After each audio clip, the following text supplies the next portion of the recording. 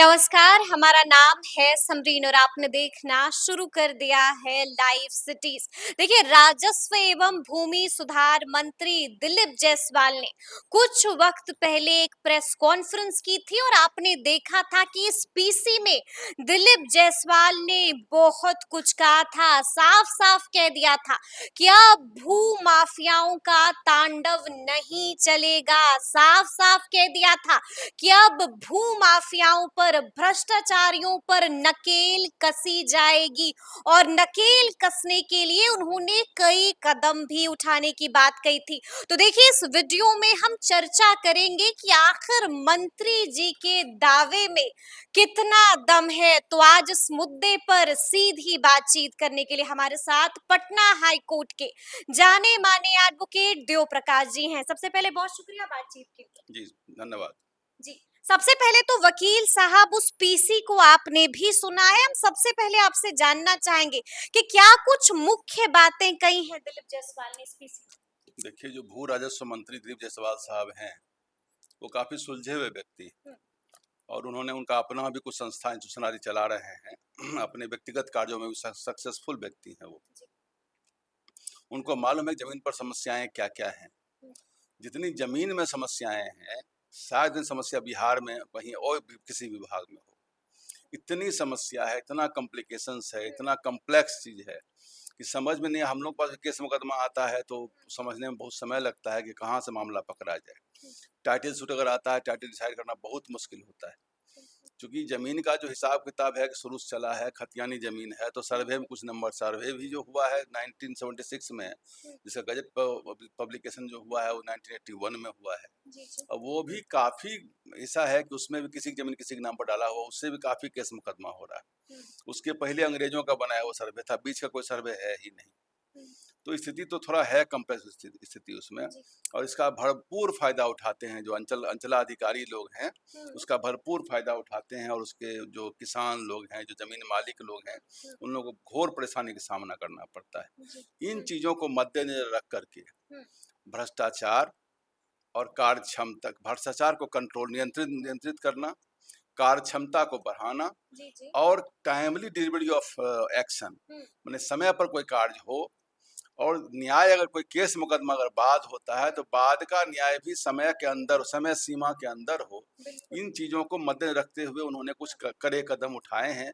उसका पूरा ब्रोशर उन्होंने सामने रखा है। ठीक है। जी जी। अगर सही माने उन बिंदुओं पर काम हो जाए तो बिहार के लोगों को बहुत निजात मिलेगा। चूंकि अब जो मर्डर हो रहे हैं वो तो on the tip of the iceberg. जो मुख्य चीज है वो जो केस मुकदमा हो रहा है। अभी कुछ दिन पहले हमारे पास एक फुलवारी का केस आया था। अब उसमें किसी के नाना की जमीन थी और उसके ऊपर केस हुआ कि उसके परनाना की छरनाना, उसके ऊपर कोई नाना थे जिनका फतवा में किसी महिला से संबंध था, उससे एक बच्चा था, वो मर गया, उसकी बहू थी, उसका बच्चा था, और उससे करके किसी आदमी जमीन लिखा उसके ऊपर एक 144/107 चला दिया था। उस केस में हम ही गए थे आर्गूमेंट करने के लिए, मामला बन गया, बाउंड्री हो गई, लेकिन वो 6 साल से परेशान थे, टाइटल भी किए हुए। 6 साल से 6 साल परेशान थे। अभी भी टाइटल सूट चल ही रहा है, खैर जमीन के पोजीशन में आ गया है। मतलब इस ढंग कहानी, आप बताइए, किसी के वंश में 5 पुश्त ऊपर कहीं से वो कहानी बनाया हुआ कहानी होता है, और उसको लेकर के कुछ कहानियां क्रिएट कर देगा। गांव में जो लोग रहते नहीं हैं, जिनका जमीन है, या जो लोग ऐसे भी धंधा पेशा में जमीन नहीं देख पाते हैं, उनके साथ यही हो रहा है। म्यूटेशन के साथ भी वही बातें हो रही हैं। म्यूटेशन में भी हमारा जमीन, हमारे गांव में हमारे चाचा रहते हैं जो पहले इंडियन ऑयल में डीजीएम थे, तो वो जब भी, आप बेचारे अपने 75 से ऊपर के आदमी हैं, जब डीजी ऑफिस जाते हैं तो कोई भी कर्मचारी हो या कोई सीईओ हो, घुमाते रहता। कुछ ऑनलाइन से ऑटोमेटिक निकल भी गया है, कुछ में घूमते भी रहते हैं, ये पेपर लाओ पेपर लाओ। हमारे यहाँ भी क्या है कि पूरे ऊपर के खानदान से बंटवारा है, किसी का साइन है किसी का नहीं, लेकिन पोजीशन में सब प्रॉपर्टी है। अब पहले तो कागज सब पेपर बनता नहीं था, तो म्यूटेशन में मैंने हम लोग का बहुत प्लॉट अभी तक ऐसे पड़ा हुआ है। कभी किसी का सर्वे नंबर कुछ हो गया, किसी का और के नाम पर है, लेकिन जो हिसाब किताब है पहले से किया हुआ, उसको पेपर को साफ सुथरा करने में कर्मचारी मदद नहीं करते हैं, उससे वो फायदा उठाते हैं। और फायदा उठाते हैं, कुछ का रिजेक्ट कर देंगे, फिर पैसा लेंगे। जो उन्होंने कहा मंत्री महोदय को, वो ग्राउंड रियलिटी उनको पता है कि होता क्या है। उसमें उन्होंने यह भी कहा कि इनको कितने दिनों में अंदर काम निपटारा करना, और इसमें कोई अगर वाद होता है, कोई केस अगर फाइल होता है, तो सीओ के यहाँ फाइल होता है, एलआरडीसी के यहाँ अपील होता है, या फिर एडीएम के यहाँ, डीएम के यहाँ, या कमिश्नर के यहाँ। तो अभी उन्होंने कहा कि इसको हम ऑनलाइन कर दिए हैं। ऑनलाइन कर देंगे। ऑनलाइन तो बाकी कोर्ट है ही, इवन ट्राइब्यूनल सारा भी ऑनलाइन की बात हो गई, और सारे कोर्ट को कहा गया कि जो भी प्रोसीडिंग है, वो प्रोसीडिंग का हर एक से आज सुनवाई हुई तो क्या हुई, एक एक दिन का एंट्री करिए, जो डॉक्यूमेंट हुआ डॉक्यूमेंट भी उस पर लोड करिए, और जो ऑर्डर है वो भी लोड करिए, ताकि ऑर्डर की सर्टिफाइड कॉपी जो निकालने के लिए आप जाते हैं, सर्टिफाइड कॉपी निकालना भी एक टेढ़ी खीर है।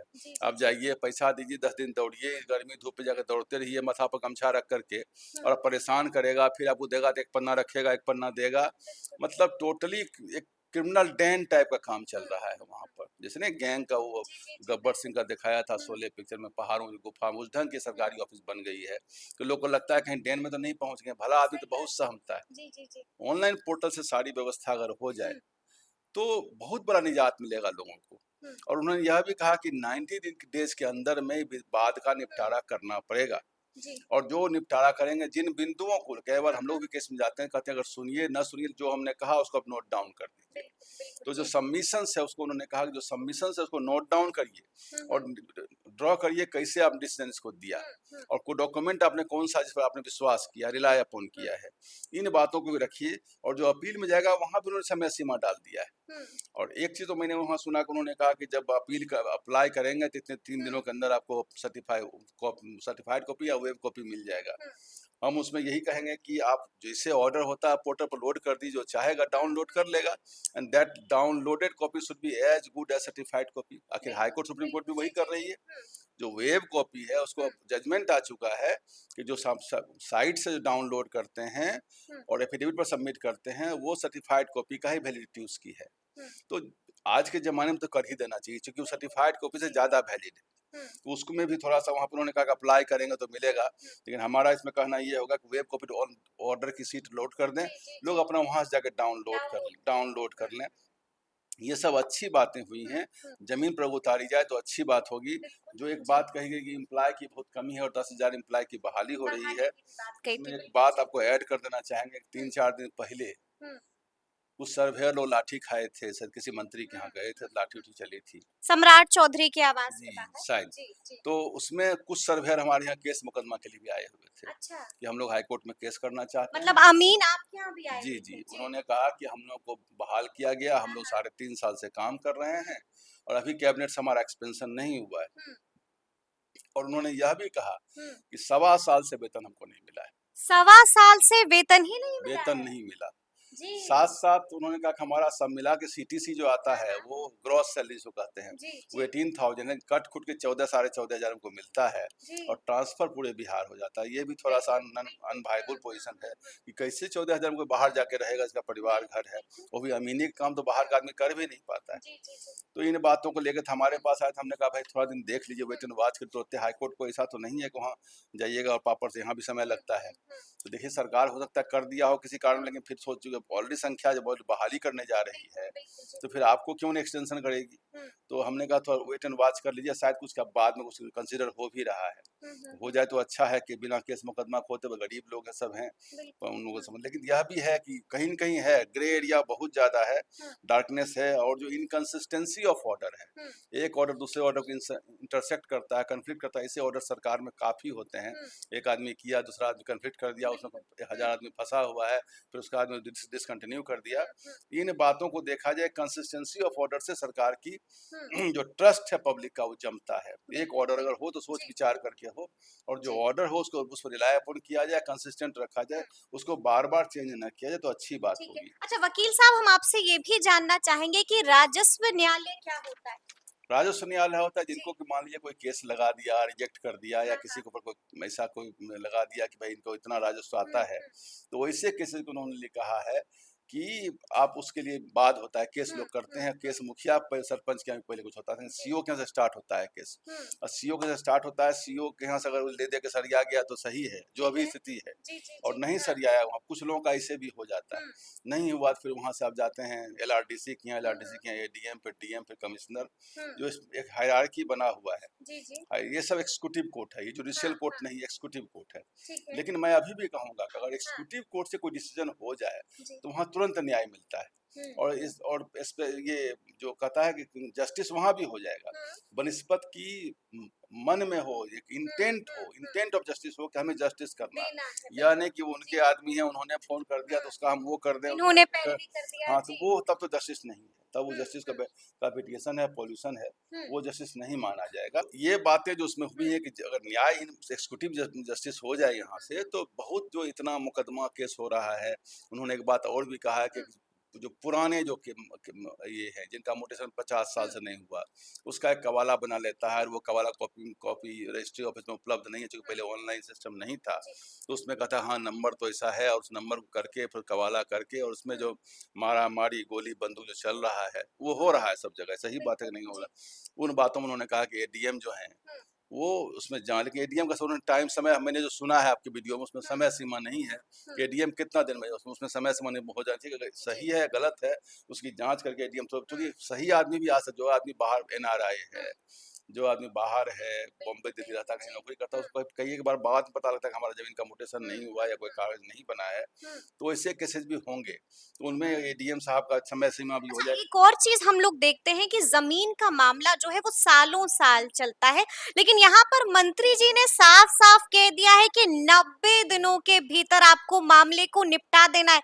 तो क्या ये आपको मुमकिन लगता है जो वकील सालों साहब? साल चलता है जुडिशियल कोर्ट का टाइटल सूट का मामला है, जी। और टाइटल सूट सही माने में बहुत बड़ा रोग है, जो जुडिशियल के ऊपर भी एक धब्बा बना हुआ है, और उन्होंने भी कहा कि अगर दादा शुरू किया तो पोता में निर्णय नहीं आ पाता, ये सही बात है, जो उसका प्रोसीज्योर इतना लंबा है उसमें उतना टाइम लगे। लेकिन जुडिशियल में क्या है कि दो थ्योरी है, एक थ्योरी है जस्टिस डिलेड, जस्टिस डिनाइड, अगर न्याय में देर है तो न्याय अंधेर हो गया, लेकिन एक थ्योरी और भी है, justice hurried is justice buried.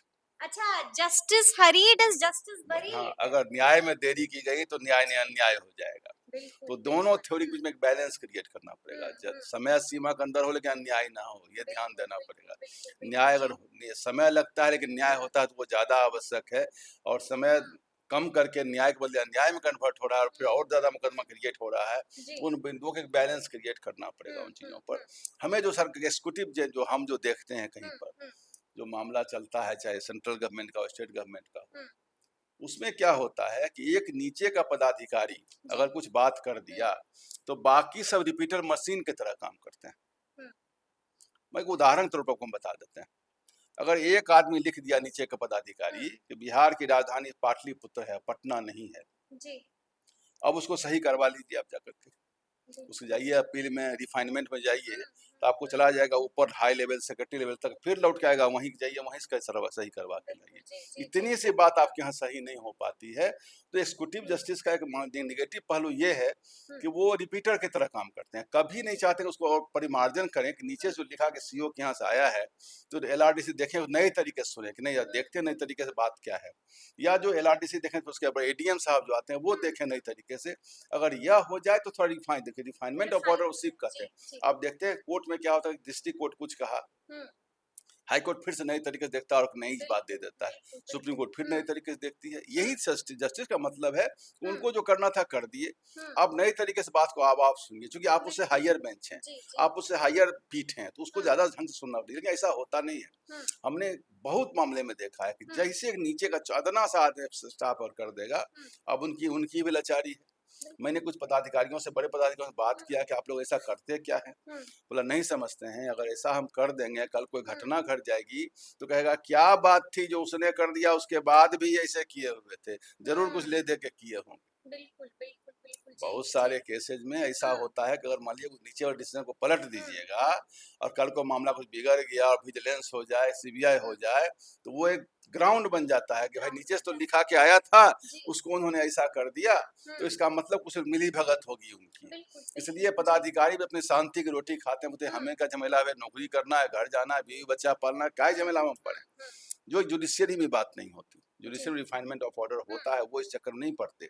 लेकिन यहाँ कई बार देखिएगा उनको समझ में आ रही है बात, कहते हैं कोर्ट से ऑर्डर ले आइए, ऐसे ऐसे। अच्छा, हम आपसे ये भी जानना चाहते हैं कि क्या वाकई में सरकारी जमीन का कोई म्यूटेशन नहीं होता है?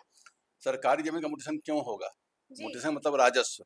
हाँ। राजस्व कौन लेती है? भारत बिहार सरकार ही लेती है ना, तो सरकार अपनी जमीन का अपने राजस्व क्यों लेगी? लेकिन उसके वजह से हम लोग कई बार ऐसे देखते हैं कि कई मामले सामने आते हैं कि भू माफिया इसे हथिया लेते हैं। सरकारी जमीन सबसे ज्यादा कॉम्प्लिकेटेड है, सबसे ज्यादा सबसे ज्यादा कॉम्प्लिकेटेड। अगर सरकारी जमीन का पेपर, अभी गांधी मैदान का पेपर आप खोज लीजिए कि गांधी मैदान बिहार सरकार के पास कैसे आया, बिस्कोमान की जमीन कैसे आई, या और भी सचिवालय कैसे आया, वो जो जीपीओ की बिल्डिंग है वो कैसे आई। सब अब जमीन का पेपर जब कहीं आता है, पेपर हम लोगों के पास में, तो टाइटल का सिस्टम ये होता है कि 10-15 कुर्सी ऊपर चले जाइए, तो देखिए कि जो ट्रेजेक्ट्री है, जो फ्लो है प्रॉपर्टी का, आया कैसे है, वहीं से टाइटल उसी को बोलते हैं। टाइटल का मतलब यह कि कहीं गलत तो नहीं, किसी से ट्रांसफर प्रॉपर्टी हो गई है, उसको देखा जाता है प्रॉपर्टी आई किस ढंग से है। अगर उसको आप देखिएगा, सरकारी जमीन सबसे ज्यादा झोल है। बिल्कुल बिल्कुल। एक साधारण सी बात हम कह रहे हैं, एक केस हम लोग ने देखा था, एक जमीन पर फॉरेस्ट वाले ने केस किया था, वहाँ कुछ पेड़ लगे हुए थे और फॉरेस्ट एक्ट में कहा कि ये पेड़ उन्होंने काट लिया, ये जमीन फॉरेस्ट विभाग की है। जब वो केस गया कोर्ट में, डिस्ट्रिक्ट कोर्ट में, तो बाद में प्रूव हुआ कोई जमीन फॉरेस्ट डिपार्टमेंट की थी ही नहीं, फॉरेस्ट डिपार्टमेंट की ही जमीन नहीं थी नहीं, वो किसी प्राइवेट किसान की जमीन, वो फॉरेस्ट डिपार्टमेंट लिए हुए है। अच्छा। इस ढंग के बहुत सरकारी जमीन बहुत जगह पड़े हुए हैं, जिसका कोई माए बाप नहीं है, ऐसे पड़ा हुआ है। तो अगर सरकार की जमीन का भी एक भूअदबंदी उनका हो जाए, कौन जमीन कैसे है, क्या है, राजस्व देखिए, म्यूटेशन तो राजस्व है, म्यूटेशन और जमाबंदी तो राजस्व है, राजस्व ले ना ले, एग्जम्प्ट कर दें वो तो उनका बुरा, नहीं ही लेंगे, उसमें क्यों गवर्नमेंट में क्यों लेंगे वो। लेकिन कम से कम यह तो हो जाए कि सचिवालय की जमीन जो है वो आई कहाँ से। बिल्कुल। लेकिन एक मामला ये भी सामने आता है वकील साहब कि कई बार हम लोग देखते हैं कि सरकारी जमीन को हथिया लेते हैं भू माफिया। तो वैसे भू माफियाओं से निपटने के लिए क्या कुछ बताया है मंत्री जी ने, क्या करने ने कहा कि उनका भी हम जमाबंदी करेंगे, उनका भी हम म्यूटेशन करेंगे, उनको भी एयरमार्क करेंगे, सरकारी जमीन कैसे क्या है। लेकिन उसमें मामला बहुत है, सरकारी जमीन टाइटल तो प्रूव करे बहुत जगह। आज तक जो राइटर्स बिल्डिंग है कलकत्ता का, जिसमें विधानसभा उसका चलता है, आज तक उसका केस चल ही रहा है, आजादी के समय से केस चल रहा है, और अभी तक ये डिसाइड नहीं हुआ कि जमीन किसी प्राइवेट व्यक्ति का है कि सरकार का जमीन। तो सरकारी जमीन कहना बड़ा आसान है, प्रूव करना बहुत मुश्किल होगा, लेकिन प्रयास की सराहना करनी पड़ेगी, प्रयास की सराहना जी, प्रयास सराहना करने पे। उन्होंने एक मेजरमेंट पर उन्होंने बात कही है कि अमीन तो करते ही हैं सर्वेयर, अमीन को अंग्रेजी में हम लोग सर्वेयर बोलते हैं, अमीन तो करते ही हैं, लेकिन साथ में यह भी होता है कि ई मेजरमेंट हम करेंगे, गूगल मैपिंग करेंगे कि कौन जमीन कहाँ है, खड़ा होकर वहां जाके वहां से जीपीआरएस आप भेजिए और मेजरमेंट हम कर लेंगे। ये अच्छी बात होगी, ये अच्छी बात होगी। अच्छा, हमने देखा है कि 3 दर्जन से ज्यादा सीओ पर भी कार्रवाई की बात कही है, क्या कुछ किया है सीओ ने, क्यों होगी कार्रवाई? मामला तो प्रशासनिक मामला, जो उन्होंने कहा कि ट्रांसफर करेंगे 2 साल से ऊपर जो भी लोग शहरों में जमे हुए हैं उनको गांव में भेजा जाएगा। जो मठाधीश बने हुए हैं सीओ लोग, तो उस मठाधीश क्यों बने हैं, पहले के जो कोई होंगे ऑफिसर या पहले कोई मंत्री वही रखे हुए होंगे। ये तो हुआ कि कुछ बच्चा होता है अपना कान खींच करके अपने रोता है, ये भाई किसके ऊपर ये बोल रहे हैं? जब मठाधीश को बना हुआ है, ट्रांसफर नहीं हो रहा है, ये किसके ऊपर है, ये ऑनर्स किसके ऊपर है? ये तो उन्हीं के ऊपर मामला जाता है ना कि भाई जो भी है उनके ऊपर, मतलब आज मंत्री 1 महीना से बने हैं, 2 महीना से बने, हम उस पर नहीं बोल रहे हैं, हम उनके ऑफिस पर बोल रहे हैं। अगर प्रशासनिक सिस्टम तो ट्रांसफर का बना हुआ है ना, पब्लिक एडमिनिस्ट्रेशन सिस्टम बना हुआ है कि 2 साल रहेगा, 3 साल रहेगा, एक्सटेंशन होगा कि नहीं होगा, तो कोई आदमी क्यों बैठा हुआ है? तो आप बैठाए हुए भी हैं, ऊपर मठाधीश भी कह रहे हैं, ये तो वही हुआ कि छोटे बच्चे अपना कान पकड़ के अपने खींच के अपने रोते हैं। अच्छा, एक और बात उन्होंने कही है कि बिना कोर्ट जाए हुए राजस्व न्यायालय में मामले का निपटारा हो जाएगा। क्या आपको वाकई में ऐसा लगता है कि ये मुमकिन है?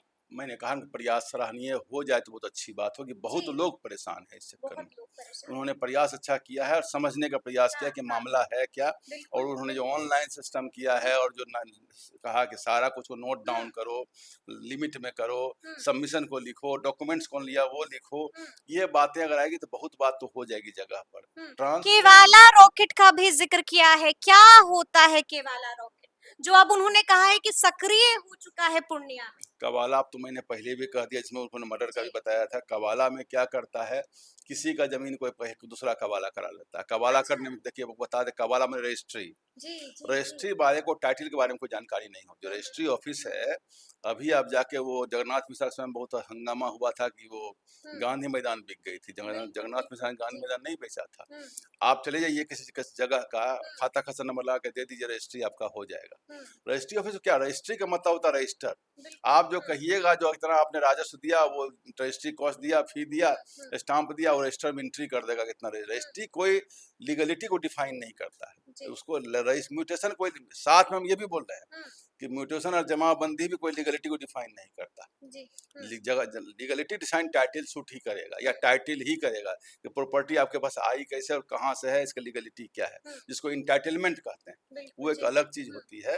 लेकिन म्यूटेशन, या इसको जमाबंदी कहिए या रजिस्ट्री कहिए, हुँ, लीगलिटी डिसाइड नहीं करता। ये प्राइमा फेसाई लीगलिटी है कि उनका जी। कवाला है तो उनका होगा। हुँ, हुँ, लेकिन अब कवाला में जो कवाला और प्राइमा फेसाई अप्रूव्ड है, उसका हुँ, 50 साल पहले की जमीन पर, जो मैंने आपको कहानी कहा कि नाना जी, परनाना जी, के जी। नाम पर बता बिल्कुल, दिया। बिल्कुल, बिल्कुल। इस हाँ। ढंग की जो बातें हो रही है, उसमें मर्डर, हुँ, चूंकि जमीन का दाम बहुत हो गया है सब जगह, बिल्कुल, जी। उसमें मर्डर पॉलिटिक्स चल रहा है। हुँ, तो हुँ, सरकार का एग्जीक्यूटिव, तो उसका काम है रोकना इन चीजों को। हुँ। और वो उसमें मैंने कहा कि सारे कदम इनके सराहनीय कदम है। सराहनीय। एक आखिरी सवाल है, इन्होंने ये भी कह दिया है कि गोपाल यादव का हत्याकांड जो है, साफ-साफ कहा है कि इसमें केवाला का कनेक्शन है। इस पर कुछ बोलना हमारे लिए ठीक नहीं होगा, हमने कुछ देखा नहीं, आपने वो केस देखा इस नहीं है। पर कुछ नहीं बोल सकते। जी, चलिए एक आखिरी सवाल है, ये तो आपने देख लिया, आपने कहा कि काफ़ी सराहनीय कदम है, काफ़ी सराहनीय प्रयास है। आपको लगता है कि जो दावा किया है उन्होंने वो हकीकत में बदल सकता है? तब्दील हो सकता है, और अगर तब्दील होता है तो मामलों का निपटारा भी आसानी से होगा? देखिए, अगर सही मन से और जी। कंसिस्टेंसी वर्ड जो मैंने कहा, हाँ। ऐसा नहीं कहा जो 6 महीना में फिर बदल जाए, दूसरा आदमी बदल दे रास्ता हुँ, को।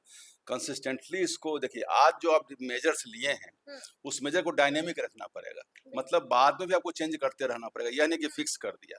तो डायनेमिक जब रखेंगे और देखेंगे कौन मामला सूट कर रहा है, हुँ, और इस इंटेंशन से करेंगे, हमें इसको प्यूरिफाई कर देना है, बिल्कुल, जमीन के जी। झमेला को हमको मिनिमाइज कर देना है, हुँ, तो हो सकता है। तो हो क्यों नहीं हो, सकता है। बिल्कुल हो सकता है, सफलता मिल सकती है। जी। लेकिन कंसिस्टेंटली करना पड़ेगा, hmm, with intention to refine and modify the things. हुँ, ऐसे करना पड़ेगा। और जो चलिए, करप्शन जी। की जो बात की गई है, करप्शन खत्म करना है। हुँ, हुँ, करप्शन तो ऑनलाइन ट्रांसपेरेंसी से खत्म हो जाएगी। बिल्कुल, अगर बिल्कुल। ऑनलाइन और ट्रांसपेरेंसी को हकीकत में किया जाए हुँ, तो खत्म हो जाएगी। और मठाधीशों की जो बात है, हुँ, जो अंचलाधिकारियों की बात है, वो that is the failure of administration of the hmm, government. हुँ, ये हुँ, कहीं न कहीं गवर्नमेंट का फेल्योर है, हुँ। और इससे और कोई बात नहीं, जिसको तो अपना गवर्नमेंट सही करे। चलिए, तो सुना आपने कि क्या कुछ बताया है वकील साहब ने, तफसील से हम लोगों ने चर्चा की है और डिकोड करने की कोशिश की है दिलीप जायसवाल के पीसी को, और जानने की कोशिश की है कि आखिर मंत्री जी के दावों में कितना दम है। तो आपने सुना है कि वकील साहब ने क्या कुछ बताया है।